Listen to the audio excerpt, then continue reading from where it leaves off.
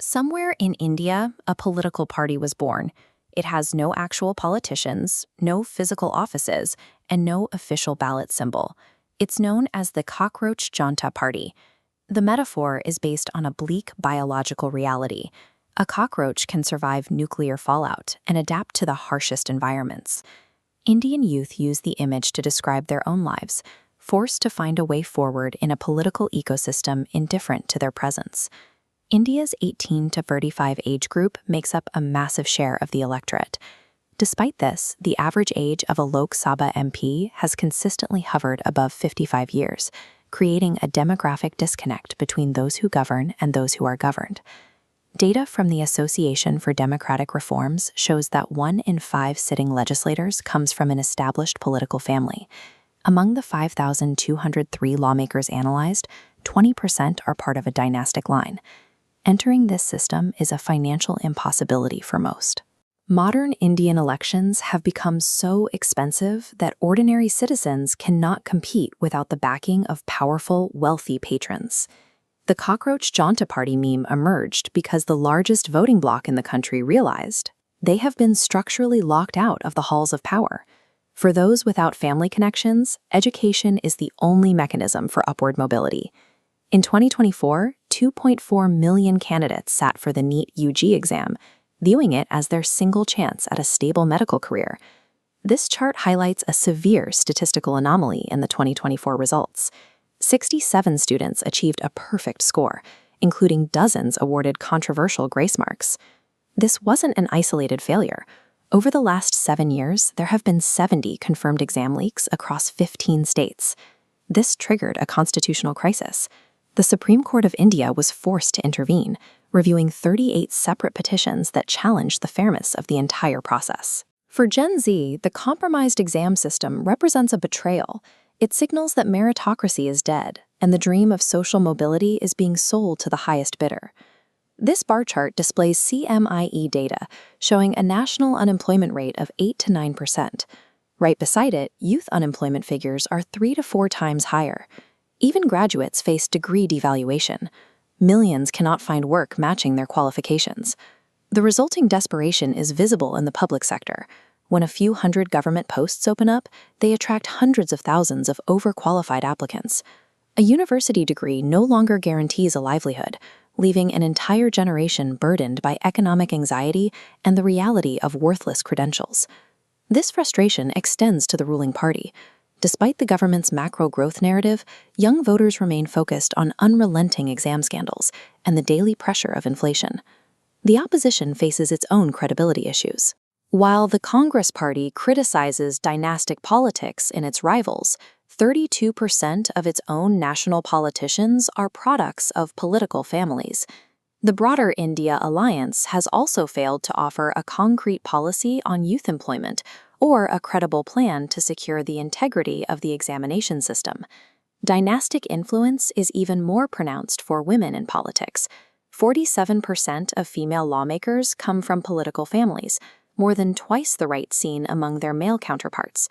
Regional parties like the Samajwadi Party or the RJD remain heavily reliant on family legacies and caste mobilization, often failing to address the governance issues in the states they control.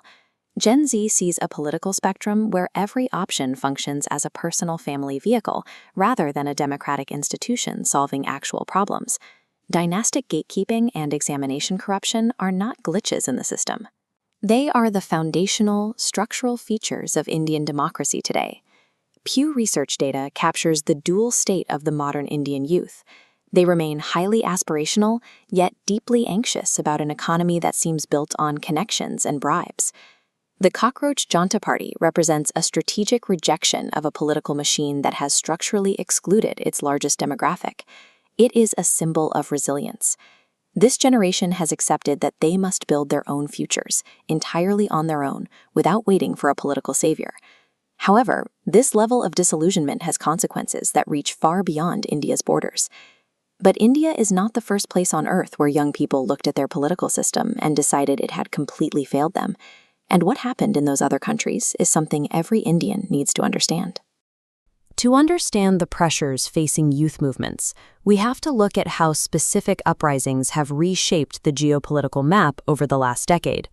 In June 2024, students in Bangladesh began protesting a quota system that reserved 30% of civil service jobs for descendants of 1971 war veterans.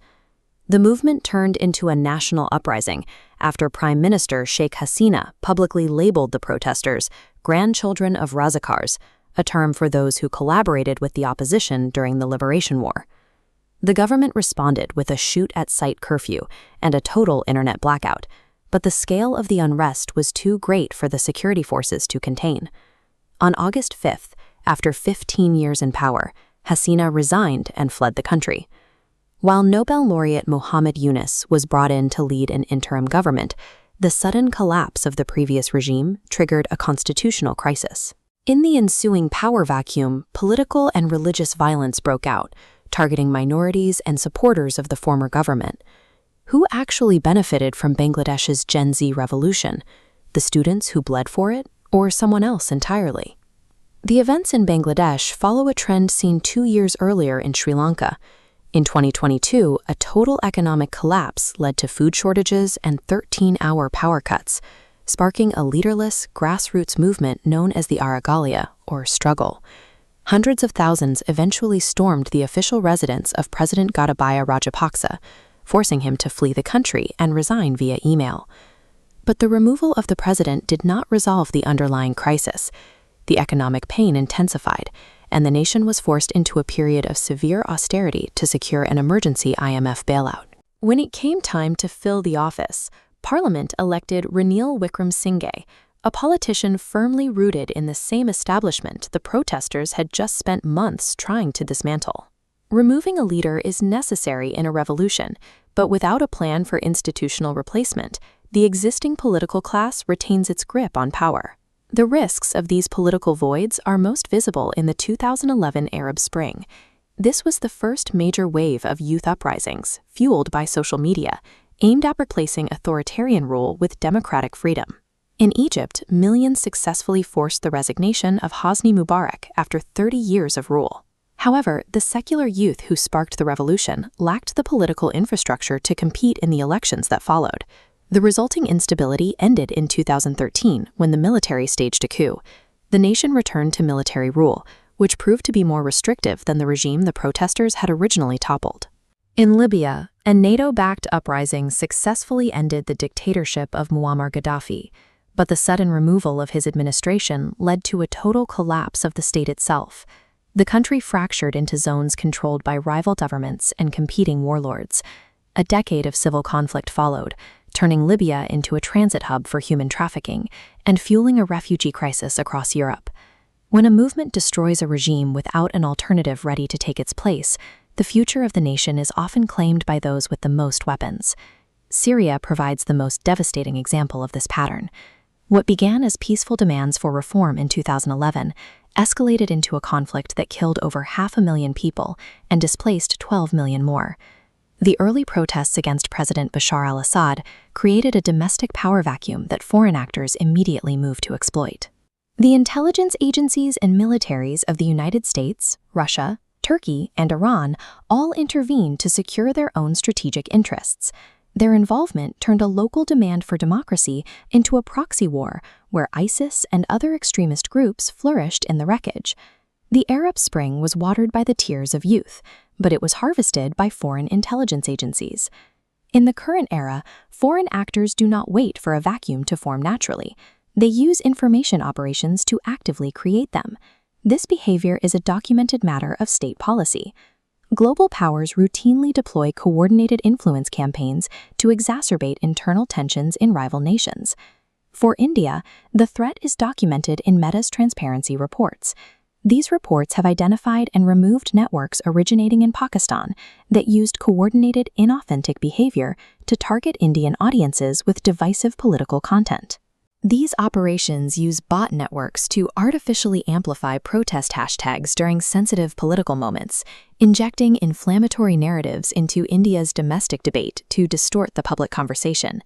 The immediate goal is rarely to cause a total collapse, but to deepen existing social fractures and weaken the trust citizens have in their own institutions. China views these dynamics through the lens of regional competition.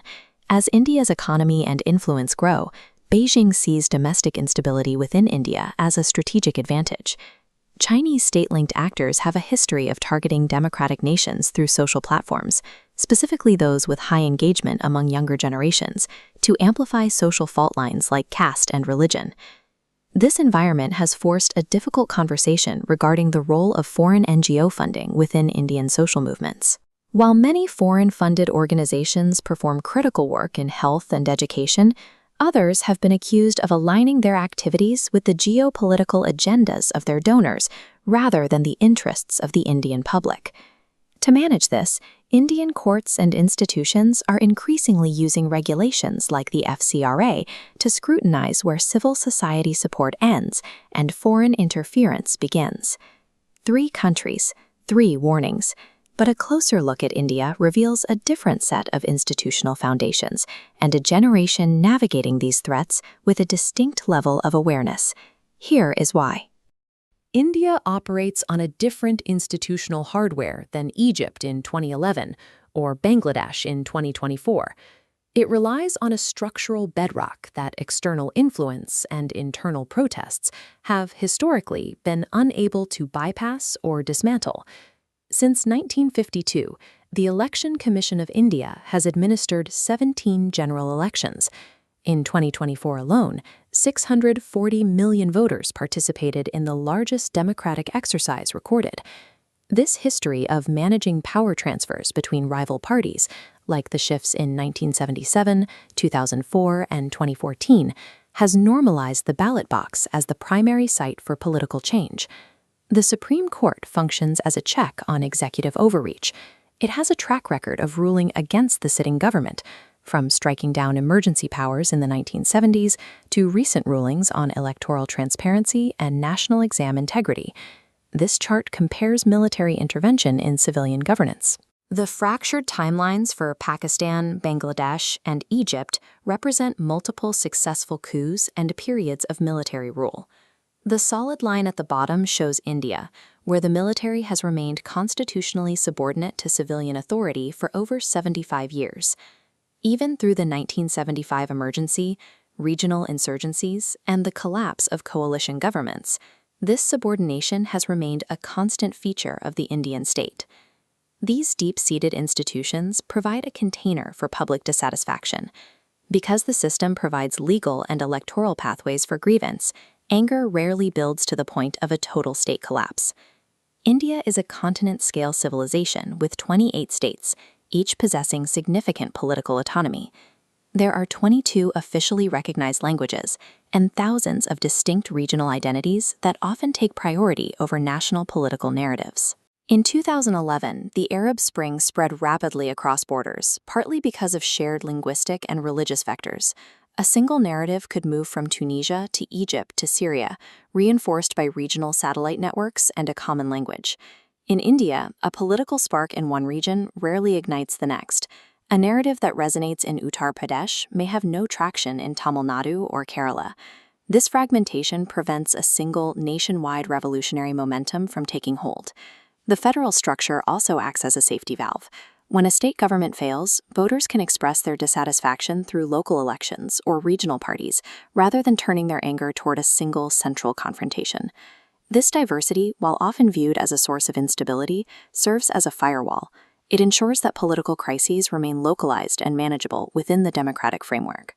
Youth in Cairo or Damascus in 2011 faced unemployment rates above 25% and had few formal economic pathways.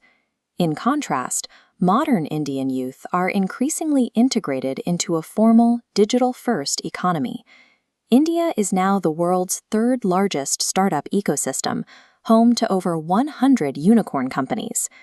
Since 2016, over 140,000 startups have been recognized, many driven by founders and employees under the age of 30.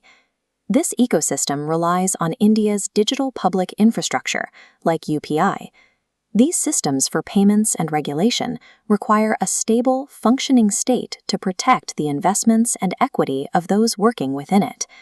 Because many young Indians have financial futures and career trajectories tied to this infrastructure, they have a direct personal interest in maintaining economic and political stability. For this generation, the cost of systemic collapse is higher than it was for previous revolutionary cohorts. They are focused on reforming and optimizing the system they are already building their lives within. Digital literacy has also changed how this generation views political instability. They consume information from diverse sources, making them less susceptible to the narratives of a single state-run or partisan broadcaster.